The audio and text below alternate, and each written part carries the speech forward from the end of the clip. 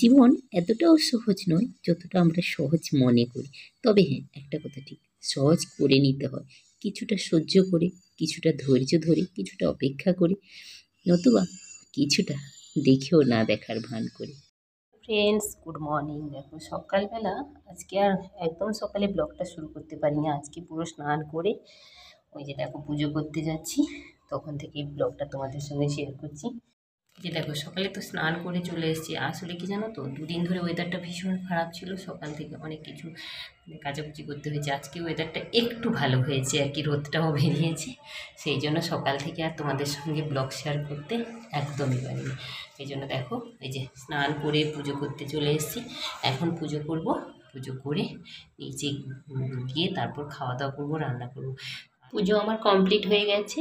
এখন না ফুল এত কম পাওয়া যাচ্ছে, যার জন্য দেখো ঠাকুর মন্দিরে যাই হোক অল্প স্বল্প ফুল দিয়ে পুজো করে নিয়েছি।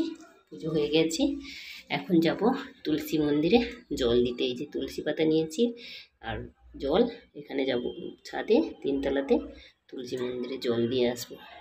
দেখো স্নান করে এসে হাঁড়িতে খাচ্ছি, হাঁড়িতে করে খাচ্ছি, দেখেছিস? একটু দুধের সর ছিল এটাতে, সেই জন্য এর সঙ্গে একটু মুড়ি নিয়ে ওই যে মুড়ি খাচ্ছি এখন। আমাদের প্রত্যেকের জীবনে না কিছু না কিছু ট্রাগেল থাকে, তবে বিশেষ করে আমাদের মেয়েদের কি বলো তো, বিয়ের আগে আমাদের জীবনটা ঠিক একরকম, বিয়ের পরে জীবনটা আর একরকম। তবে প্রথম প্রথম আমাদের জীবনের সঙ্গে যা ঘটে না, সেইগুলো সহ্য করার জন্য আমাদেরকে যে কতটা মানে প্রস্তুত হতে হয়, বা কতটা যে মন থেকে মেচিওর হতে হয়, সে একমাত্র আমরা মেয়েরাই জানি। আর যতই বলুক যে শাশুড়ি মা মা হয়, মায়ের জায়গা শাশুড়ি মা নিতে পারি, কিন্তু কি বলতো, এই যে কথাটা না আমি একদমই মানতে পারছি না।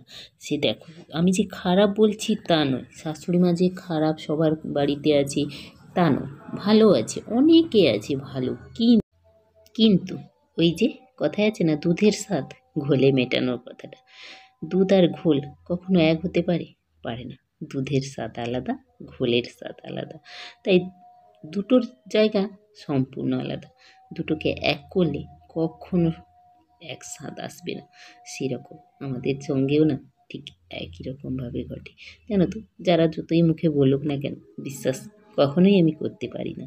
তবে কে কে আমার মতো বিশ্বাস করো না, সেটা অবশ্যই আমাকে কমেন্ট করে জানিও। চলো, অনেক কথা বললাম, তোমাদের সঙ্গে শেয়ার করলাম।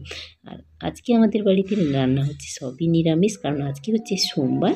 আর দেখো কয়েকটা ফুলকপির পকোড়া বানাচ্ছি। জানো তো, অনেক দিন ধরে ফুলকপিটা পড়ে আছে, ভাবলাম শুকনো হয়ে যাচ্ছে আর নিরামে না পকোড়া জাতীয় জিনিসগুলো খেতে ভীষণ ভালো লাগে, তাই না?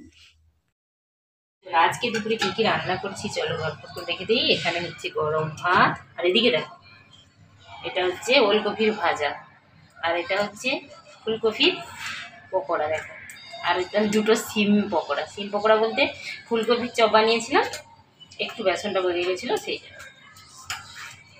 এদিকে চলে আসো, এইখানটা হচ্ছে মুগের ডাল,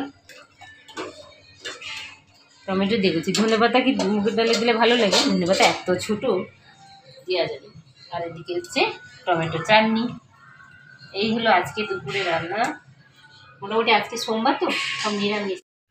এদিকে দেখো ছেলে বানাচ্ছে ড্রয়িং, আর আমি করছি রুটি। ছেলে ড্রয়িং প্র্যাকটিস দিয়েছে স্যার, ছেলে ওই জন্য এখানেই বসছে। পরীক্ষা তো শেষ, পড়তে তো আর বসছে না, ওই জন্য ছেলেকে মানে কাছে নিয়ে এসে বসলাম যাতে ও করে আর কি ড্রয়িংটা। চলো ড্রয়িংটা করে নেওয়ার পর তোমাদেরকে একটু দেখিয়ে দিই ছেলের কেমনভাবে ড্রয়িংটা করেছে। আজকে করেছে গোপাল ভাঁড়, কেমন হয়েছে অবশ্যই কমেন্ট করে জানিও। তারপর তো সবাই খেতে বসে গেছি। আজকে করেছি রাতে রুটি আর বাঁধাকপির তরকারি, ছেলের জন্য একটু সিমাইও বানিয়েছি। আর তারপরে খাওয়ার পর এখন সেই গোছানোর পালা। ওই রাতের বেলা আমি সমস্ত কিছু ধুইয়ে গুছিয়ে রেখে দিয়ে যাই আর কি, যাতে সকালে উঠে আমাকে আর বেশি কিছু করতে হয় না। একটু অলস টাইপের মনে হয় আমি, কারণ সকালে উঠে সেই সকালের কাজকর্মগুলো করতে হবে, এটা আমার আর ভালো লাগে না। জানো তো, উঠে আমার বাসি ঘর ঝাঁট দেওয়াটাই ঠিক আছে, এর বাইরে বেশি কিছু করতে আর ভালো লাগে না। একটা বোতল জল নেব, এখন যাব ঘুমোতে। চলো টাটা, দেখা হবে নতুন ভিডিওতে, ততক্ষণের জন্য সবাই ভালো থেকো।